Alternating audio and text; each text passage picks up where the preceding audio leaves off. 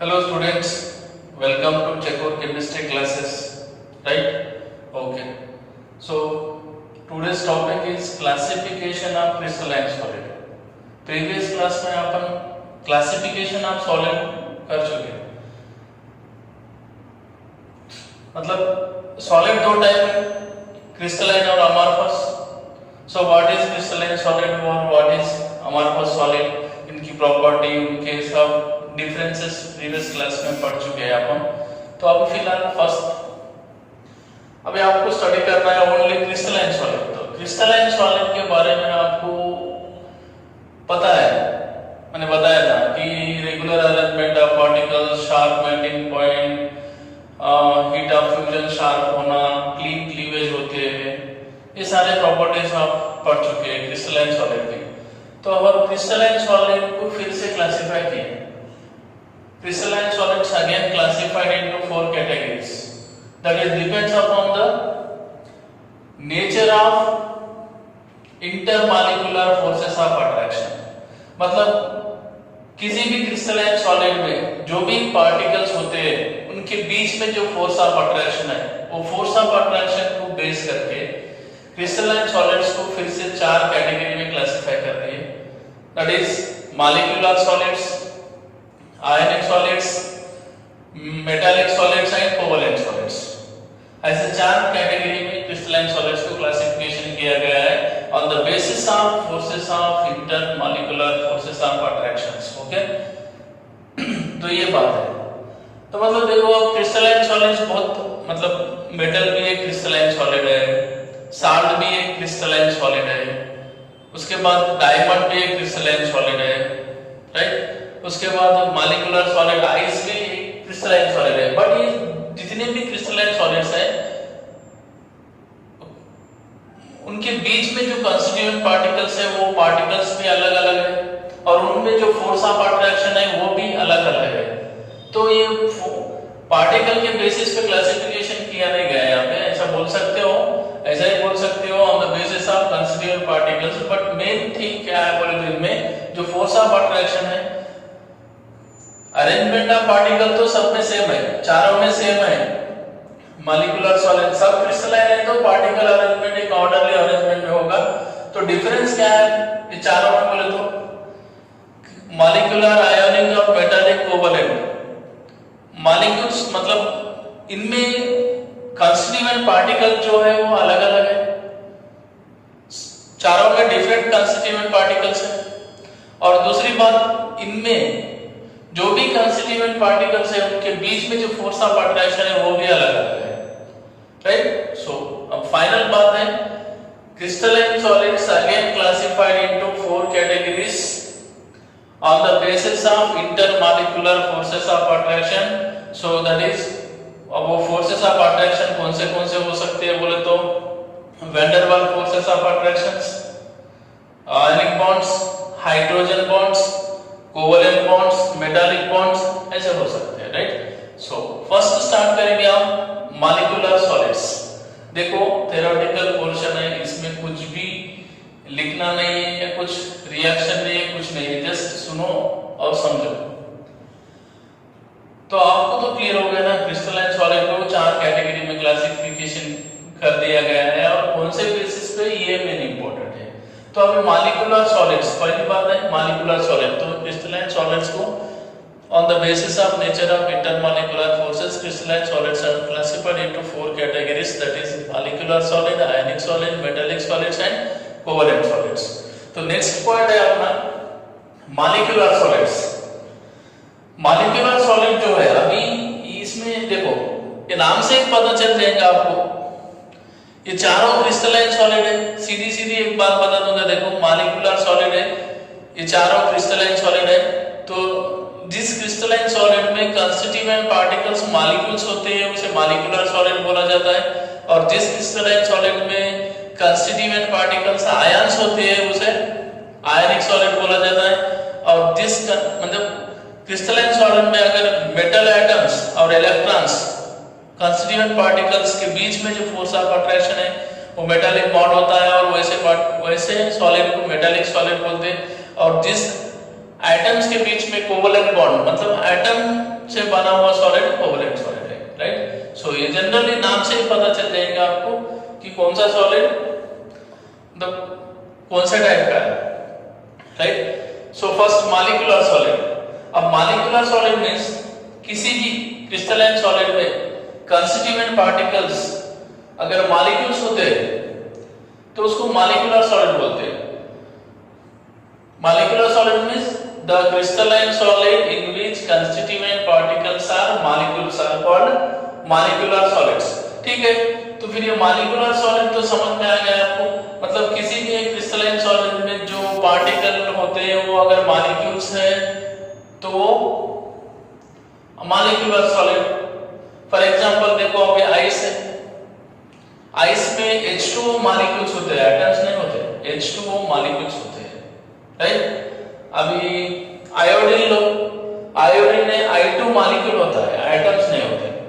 मतलब किसी भी एक क्रिस्टलाइन सॉलिड में कंस्टिट्यूएंट पार्टिकल्स अगर मॉलिक्यूल्स है तो वो मॉलिक्यूलर सॉलिड, राइट, ठीक है, समझ में आ गया।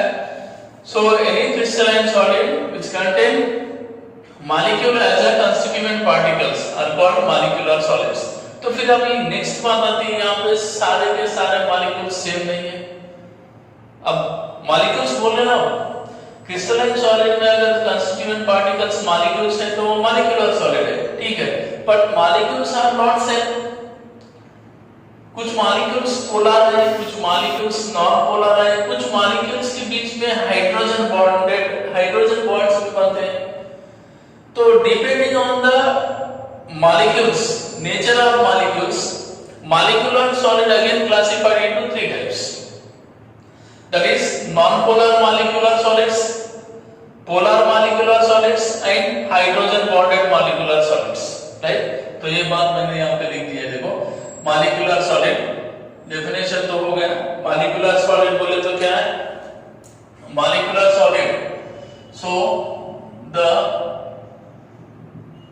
crystalline solid, ये भी एक crystalline है ना, तो crystalline solid in which constituent particles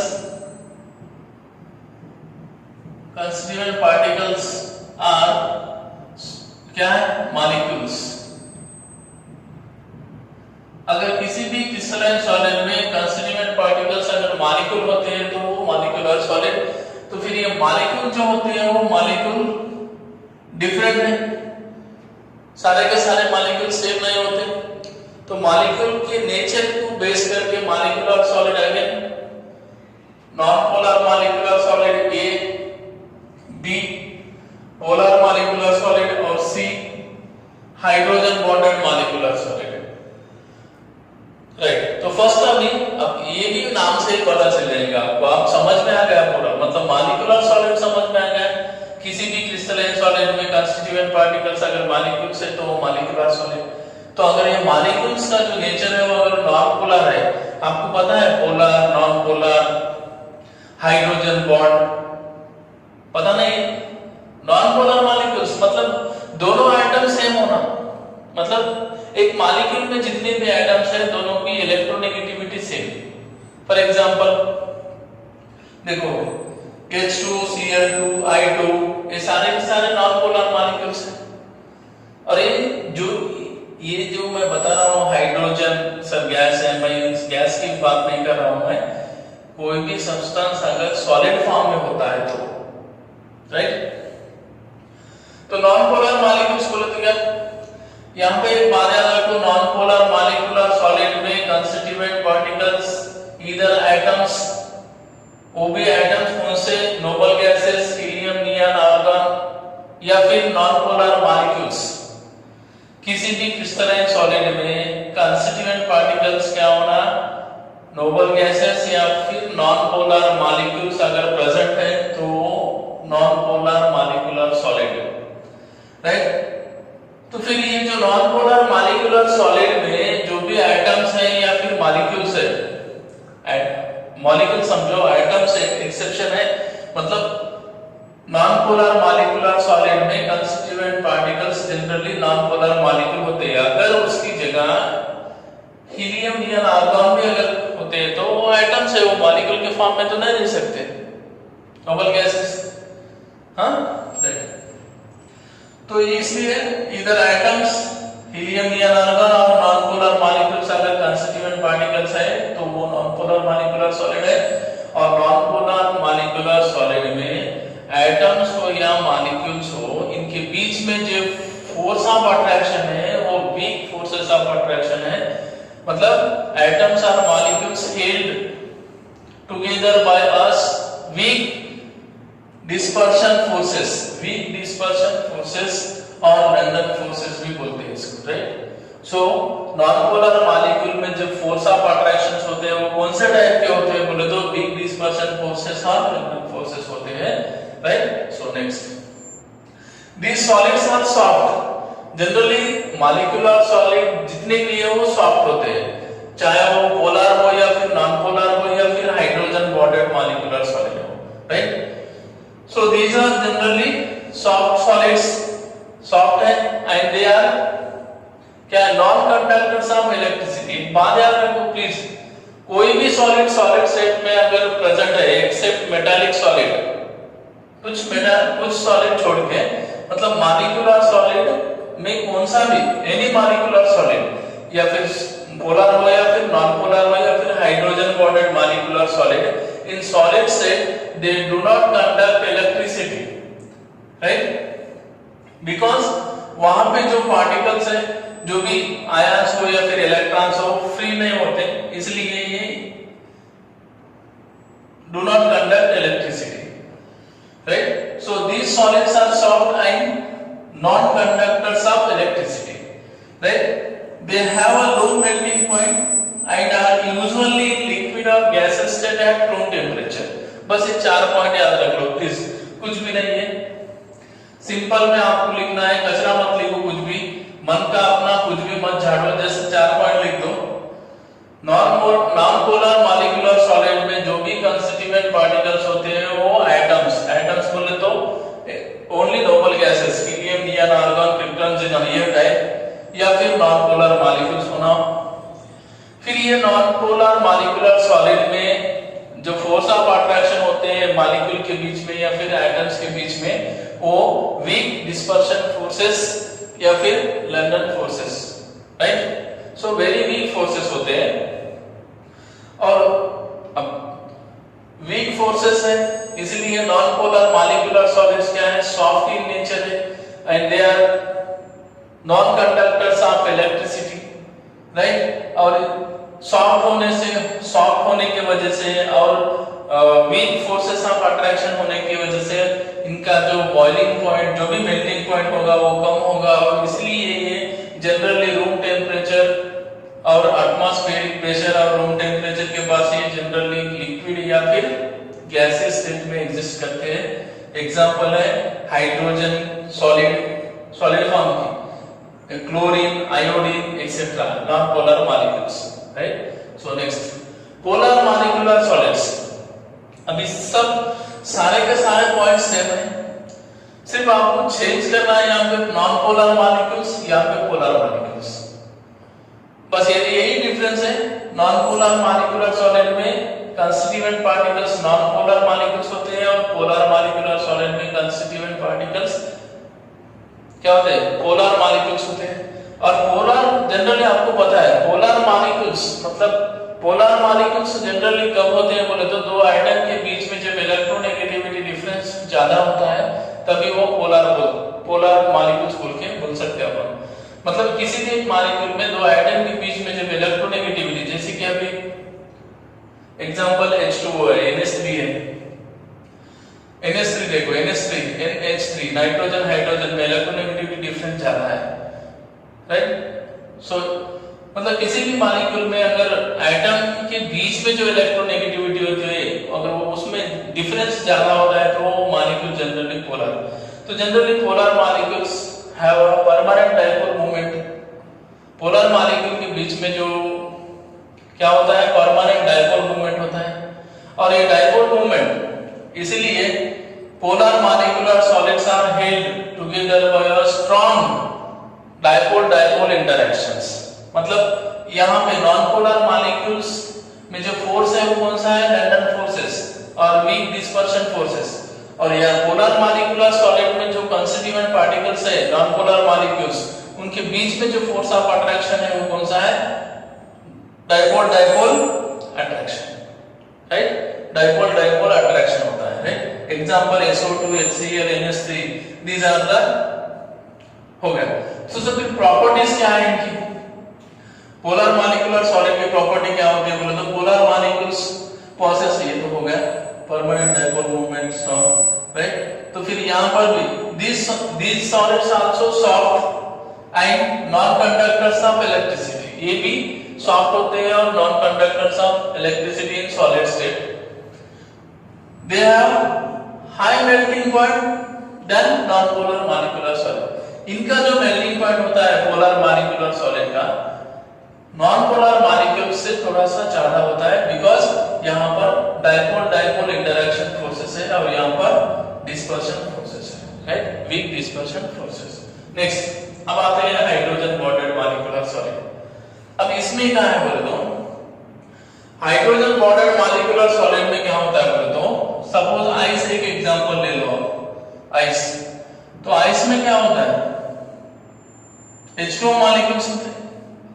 अब H2O मॉलिक्यूल्स बोले तो हाइड्रोजन ऑक्सीजन, देखो कभी भी एक बात याद रखो, अगर हाइड्रोजन होता है एक मॉलिक्यूल में हाइड्रोजन है और उसी मॉलिक्यूल में अगर मोर इलेक्ट्रोनेगेटिविटी एटम्स होते हैं फ्लोरीन ऑक्सीजन नाइट्रोजन, तो डेफिनेटली उनके बीच में क्या होता है? हाइड्रोजन बॉन्ड फॉर्म होता है, राइट? तो वाटर में भी H इस तरह H मतलब मोर इलेक्ट्रॉन, इसके ऊपर पार्शियल नेगेटिव या हाइड्रोजन के ऊपर पार्शियल पॉजिटिव, दोनों के बीच में force of attraction, intermolecular force of attraction, कौन सा?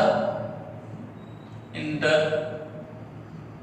मॉलिक्यूलर फोर्स ऑफ अट्रैक्शन होता है। So intermolecular force of attraction होने से वजह से इनका melting boiling point non polar polar से ज्यादा होता है, राइट?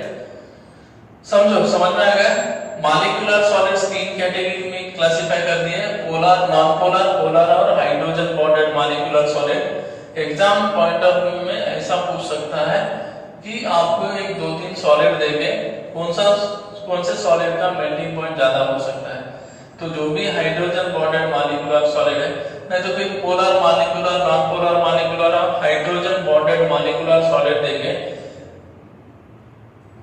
बॉइलिंग पॉइंट या फिर मेल्टिंग पॉइंट किसका ज्यादा है ऐसा ही पूछ सकता है, मतलब strength of force of attraction किसमें ज्यादा है ऐसे ही पूछ सकता है। तो कभी भी फोर्स ऑफ अट्रैक्शन की बात आई तो हाइड्रोजन बॉन्डेड बाद में पोलर और सबसे भी non polar, right? So hydrogen bonded molecular solid बोले तो the solid in which constituent particles possess hydrogen bonds. The molecules of such solids contain polar covalent bond between hydrogen and more electronegative atoms, that is fluorine, oxygen and nitrogen. तो इस तरह example देते हैं तो H2O, NH3, right? HF hydrogen fluoride, HF, ये सारे के सारे सॉलिड फॉर्म में क्या करते हैं? हाइड्रोजन बॉन्ड फॉर्म करते हैं। और ये जो बॉन्ड होते हैं hydrogen bonded molecular solid, hydrogen bonded molecular solid में जो भी कंस्टिट्यूएंट पार्टिकल्स है मॉलिक्यूल्स, वो किससे they are hold together by the strong hydrogen bonds. Generally they are volatile liquid or soft solid at room temperature or pressure. Generally hydrogen bonded molecular solid क्या होते हैं? volatile liquids के form में exist करते हैं या फिर exist करते हैं और सॉफ्ट सॉलिड है। They are also not conductors of do not conduct electricity in solid state, right? So ये हो गया आपका मॉलिक्यूलर सॉलिड। क्रिस्टलाइन सॉलिड में एक पोर्शन हो गया आपका molecular solid, non polar, polar और hydrogen bonded molecular solid. Non polar molecular solid में कंस्टिट्यूएंट पार्टिकल्स ईदर एटम्स वो भी नोबल गैसेस या फिर नॉन पोलर मॉलिक्यूल्स होते हैं। पोलर मॉलिक्यूलर सॉलिड में कंस्टिट्यूएंट पार्टिकल्स कौन होते हैं? नॉन पोलर मॉलिक्यूल्स होते हैं, सॉरी पोलर मॉलिक्यूल्स होते हैं। और हाइड्रोजन बॉन्डेड मॉलिक्यूलर सॉलिड में जो भी मॉलिक्यूल्स होते हैं उनके बीच में क्या होता है? एक hydrogen bond type of hydrogen bonding, force of attraction, right?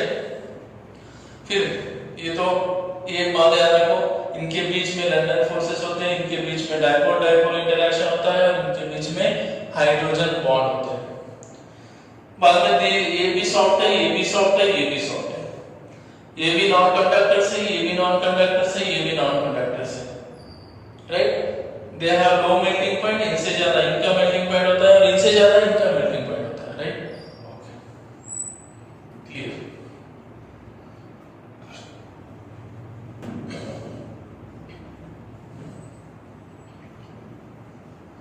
अब नेक्स्ट बात आती है अभी आयनिक सॉलिड। देखो आयनिक सॉलिड्स, सेकंड वन आयनिक सॉलिड, आयनिक सॉलिड यहाँ लिखिए ऑलरेडी, फिर भी आपके लिए क्लियरली बताऊंगा। देखो किसी भी क्रिस्टलाइन सॉलिड में अगर पॉजिटिव नेगेटिव पॉजिटिव नेगेटिव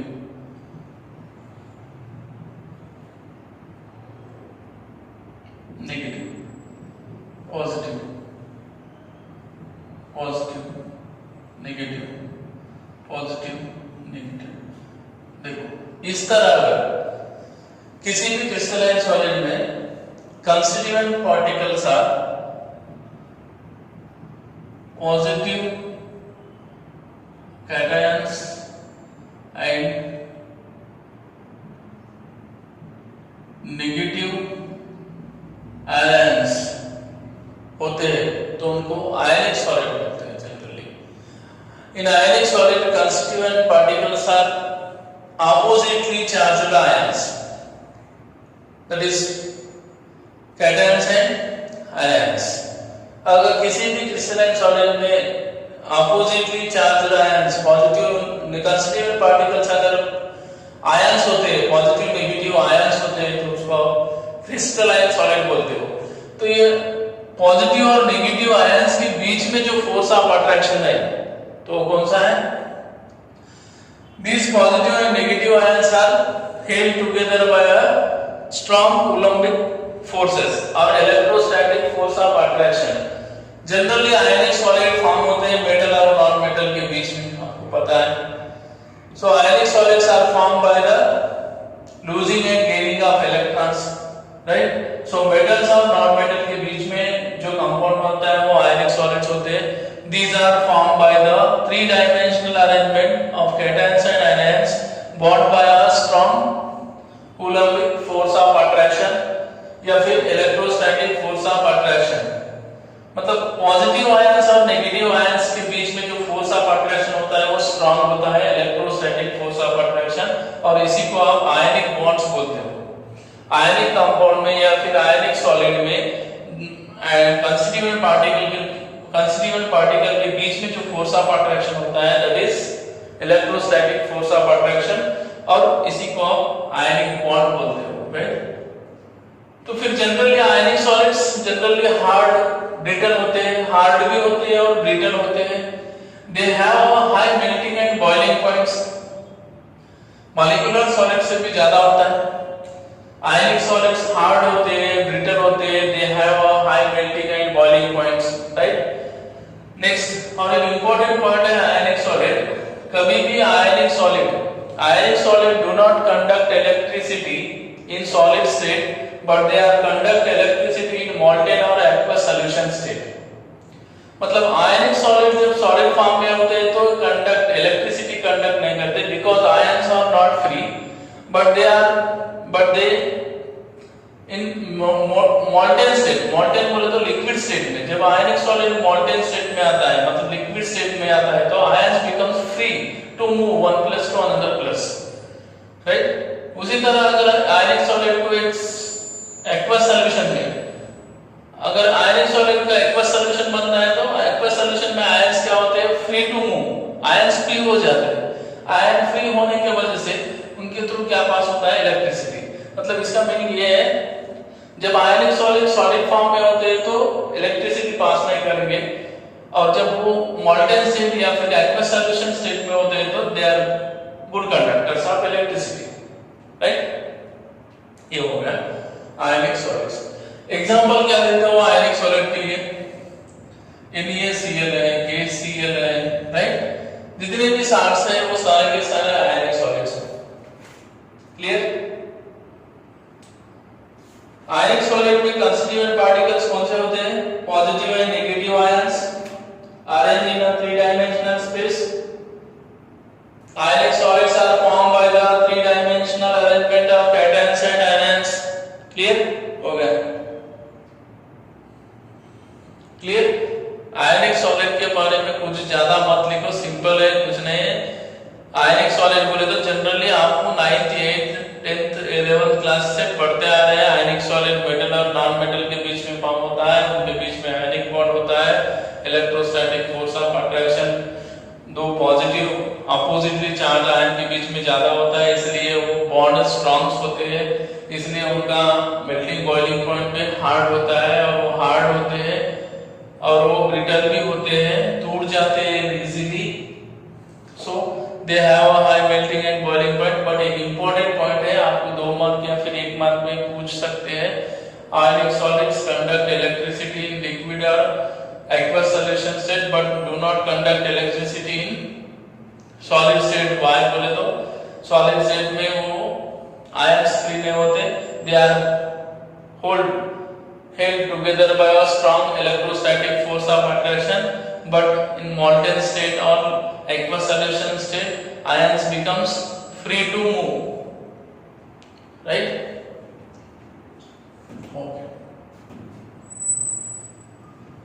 ये हो गया आपका आयनिक सॉलिड। नेक्स्ट है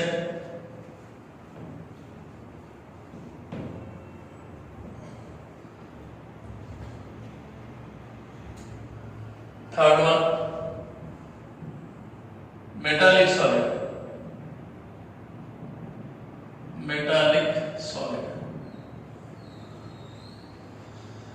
तो अभी मेटालिक सॉलिड क्या होता है बोले तो सिंपल फटाफट देख लो, कुछ नहीं है, मेटल्स मतलब ये जो अब जनरली मेटल है, मेटल्स मतलब मेटल्स को पता है आपको, इलेक्ट्रॉन लूजिंग टेंडेंसी होती है, इलेक्ट्रॉन लूज। अब कोई भी मेटल जब इलेक्ट्रॉन लूज होता है M+E- के फॉर्म में हो जाता है, मतलब मेटल जब इलेक्ट्रॉन लूज होता है तो मेटल कैटायन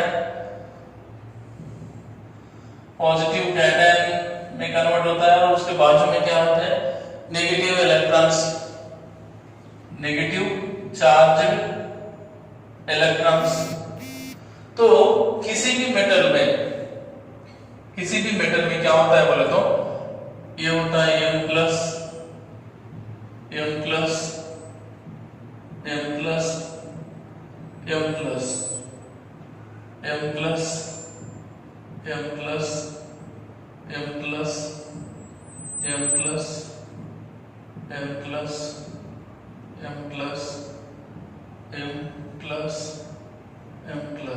और उसके बाजू में मोबाइल इलेक्ट्रॉन्स फ्री मूव होते हैं, electrons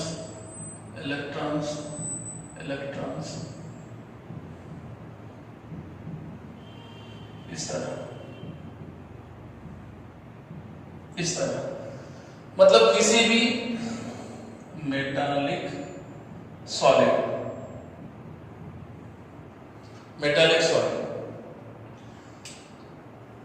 so in metals the constituent particles are positively charged metal atoms and negatively charged free electrons.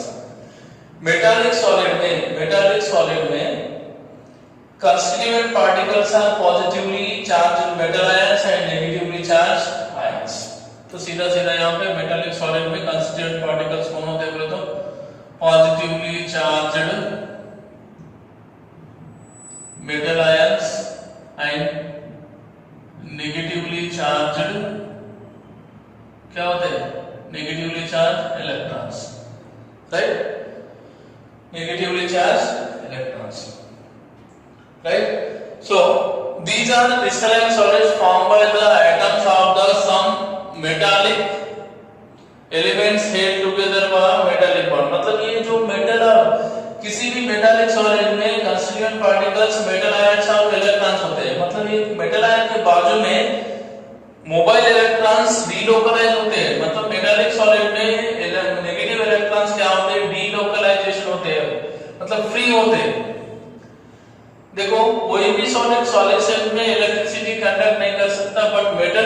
Solids एक इलेक्ट्रिसिटी कंडक्ट कर सकता है। So metals are good conductors of heat and electricity. क्यों बोले तो reason एक ही है यहाँ पे कि मेटालिक सॉलिड में इलेक्ट्रॉन्स क्या होते हैं, डी लोकल मोबाइल इलेक्ट्रॉन्स बोलते हैं, कंटिन्यूअसली क्या होते हैं, फ्लो होते हैं, one plus to another plus, free होते हैं, राइट। सो मतलब metal good conductors of electricity and heat के लिए रीजन क्या है, इलेक्ट्रॉन्स है, फ्री इलेक्ट्रॉन्स, राइट। तो ये जो मेटल आयंस और फ्री इलेक्ट्रॉन्स, मेटल आयंस जो फ्री इलेक्ट्रॉन्स है, अभी मैंने यहाँ पे एक मेटल उसका एक इलेक्ट्रॉन, ऐसा नहीं, अब उनकी एबिलिटी होती है, मतलब कितने इलेक्ट्रॉन लूज करते हैं वो, तो इनके मतलब एक मेटल के सराउंडिंग 2 इलेक्ट्रॉन्स है, इसके सराउंडिंग 2, इसके सराउंडिंग 2, तो इनमें जो फोर्स ऑफ अट्रैक्शन होता है, देखो इनमें जो फोर्स ऑफ अट्रैक्शन होता है सब तरफ से, देखो किसी भी तरफ से force of attraction, positive negative ions के बीच में फोर्स ऑफ अट्रैक्शन, इसी को आप क्या बोलते हो, metallic bond, metallic bond, right. The force of attraction between positively charged metal ions and negatively charged C of delocalization electrons. The force of attraction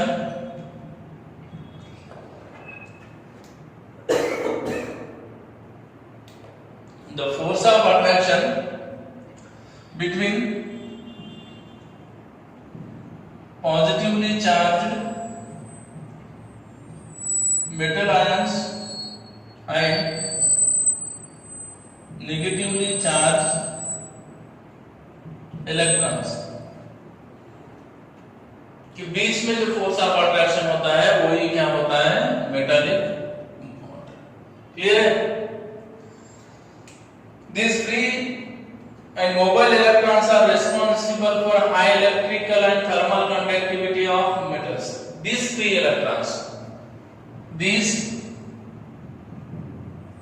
electrons are responsible for the metals are good conductors of heat and electricity. बस यही याद रखना है, कुछ नहीं है। बस metal में कंस्टिट्यूएंट पार्टिकल्स मेटल आयंस और नेगेटिवली चार्ज इलेक्ट्रॉन्स होते हैं और दोनों के बीच में जो फोर्स ऑफ अट्रैक्शन होता है उनको मेटालिक बॉन्ड बोलते हैं।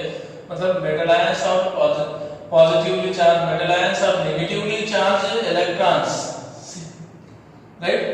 तो जैसे कि सी मॉडल ऑफ ये भी बोल सकते हैं इसको, राइट।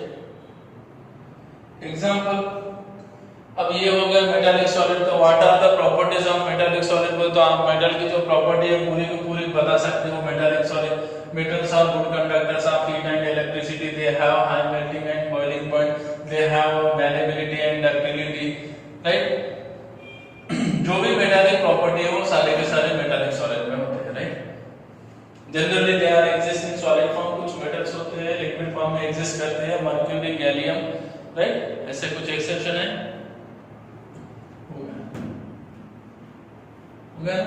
लास्ट है covalent solids. Covalent solids, covalent solids. अब कोवेलेंट सॉलिड बोले तो क्या, कोवेलेंट सॉलिड सुन लो, सिंपल है। कोवेलेंट सॉलिड आपको पता है, सबको पता है। कोवेलेंट सॉलिड बोले तो the constituent particles in crystalline solid, constituent particles are held together by covalent bond adjacent between two atoms. मतलब कोवेलेंट सॉलिड में कंस्टिट्यूएंट पार्टिकल्स एटम्स होते हैं और इनके बीच में जो फोर्स ऑफ अट्रैक्शन होता है उसी को कोवेलेंट बॉन्ड, मतलब इसमें जो बॉन्ड फॉर्म होता है बाय शेयरिंग ऑफ इलेक्ट्रॉन्स की वजह से फॉर्म होता है। तो शेयरिंग ऑफ इलेक्ट्रॉन्स की वजह से जो बॉन्ड फॉर्म होता है उसे अपन कोवेलेंट बॉन्ड बोलते हैं। मतलब कोवेलेंट सॉलिड में जो भी कंस्टिट्यूएंट पार्टिकल्स है वो एटम्स होते हैं और इनके बीच में कोवेलेंट बॉन्ड होता है। जनरली कोवेलेंट बॉन्ड भी स्ट्रांग होता है, राइट। ओके, और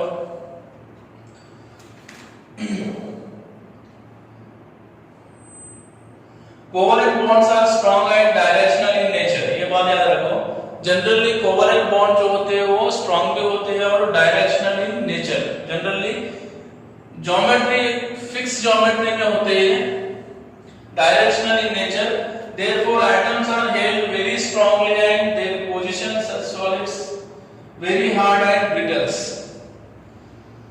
कोवलेंट सॉलिड में जो भी कंस्टिट्यूएंट पार्टिकल्स हैं वो एटम्स हैं, उनके बीच में फोर्स ऑफ अट्रैक्शन एक तरीके का कोवलेंट बॉन्ड है, और जनरली कोवलेंट बॉन्ड जो होता है वो डायरेक्शनल इन नेचर होता है, और डायरेक्शनल इन नेचर होने की वजह से कोवलेंट सॉलिड भी जनरली हार्ड और ब्रिटल होते हैं, राइट। अब ये भी जो होते हैं कोवलेंट सॉलिड जो भी होते हैं वो भी they do not conduct electricity in solid state, but exception है इसमें कुछ एग्जांपल मैं आपको बताऊंगा। कोवलेंट सॉलिड के लिए एग्जांपल है diamond, graphite, fullerene, right, allotropes of carbon, और उसके बाद में diamond, silicon carbide, silicon carbide भी एक कोवलेंट सॉलिड है, ठीक है। तो ये कोवलेंट सॉलिड की बात आ गई ना, हो गई ना, कुछ नहीं इसमें।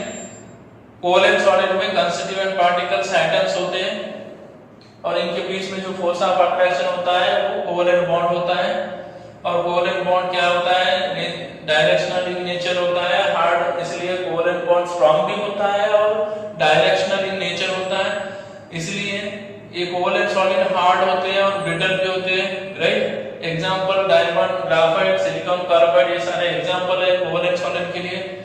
तब डायमंड और ग्राफाइट और फुलरिन का डिफरेंस है, थोड़ा सा डायमंड और ग्राफाइट के बारे में स्टडी करेंगे। Diamond is a bad conductor but good conductors of electricity, sorry, diamond is a bad conductor of electricity but good conductors of heat, याद रख लो। एक्सेप्शन है ये, डायमंड मतलब जो substance generally bad conductors of heat है तो bad conductors of electricity भी रहेगा, और जो substance good conductor of heat है वो गुड कंडक्टर ऑफ हीट भी रहेगा। बट एक डायमंड के केस में एक्सेप्शन है, diamond is a bad conductor of electricity but good conductors of heat, right. So A exception. तो डायमंड बैड कंडक्टर क्यों है? डायमंड जनरली 3 डायमेंशनल फॉर्म में होता है, राइट। एक कार्बन, इसमें डायमंड में सारे के सारे कंस्टिट्यूएंट पार्टिकल्स कार्बन होते हैं, और कार्बन, एक कार्बन उसके नेबरिंग 4 कार्बन से अटैचमेंट होता है, राइट। 4 कार्बन एटम से each carbon atom undergo sp3 hybridisation. So फिर एब्सेंस ऑफ फ्री इलेक्ट्रॉन होने की वजह से डायमंड में फ्री इलेक्ट्रॉन्स नहीं है, सारे के सारे जो भी कार्बन के पास जो भी वैलेंस इलेक्ट्रॉन्स है वो सारे के सारे बॉन्ड फॉर्मेशन में इन्वॉल्व होने से डायमंड के पास फ्री इलेक्ट्रॉन नहीं, इसलिए वो बैड कंडक्टर्स है, राइट। हेक्सागोनल स्ट्रक्चर में होता है, 3 डायमेंशनल, क्लियर। तो जब टेट्राहेड्रल, एक कार्बन का शेप क्या होता है, tetrahedral, right. Diamond is a bad conductor of electricity but good conductor of heat. Graphite में आते तो ग्राफाइट जो होता है वो जनरली लेयर टाइप स्ट्रक्चर होता है, हेक्सागोनल मतलब ऊपर लेयर टाइप, लेयर के बीच में गैप होती है, इसलिए वो स्लिप होते हैं, और थोड़ा सा स्लिप, एक लेयर दूसरी लेयर के ऊपर स्लिप होते हैं, इसलिए वो ब्रिटल हो, right. So graphite is a good conductor of electricity because in graphite each carbon atom directly bonded with 3 other carbon atoms and each carbon atom undergo sp2 hybridization, और हर एक कार्बन के पास एक फ्री इलेक्ट्रॉन होने की वजह से क्या होता है, इलेक्ट्रिसिटी पास होती है, राइट। ये जनरल पॉइंट है, याद रख दो बस, ऐसा कुछ नहीं है। This is the classification of crystalline solids. 4 है, molecular solid, ionic solid, metallic solid और कोवलेंट सॉलिड। मॉलिक्यूलर सॉलिड में मॉलिक्यूल्स होते हैं, आयनिक सॉलिड में कंस्टिट्यूएंट पार्टिकल्स आयंस होते हैं, मेटालिक सॉलिड में पॉजिटिव मेटल आयंस और नेगेटिव इलेक्ट्रॉन्स होते हैं, और कोवलेंट सॉलिड में एटम्स होते हैं, राइट। सो उनकी प्रॉपर्टी नियर अबाउट सेम होती है, थोड़ा सा डिफरेंस है, वेरिएशन 1-2 बार देख लो, अच्छे से समझ में आ जाएगा, ठीक है। So thank you.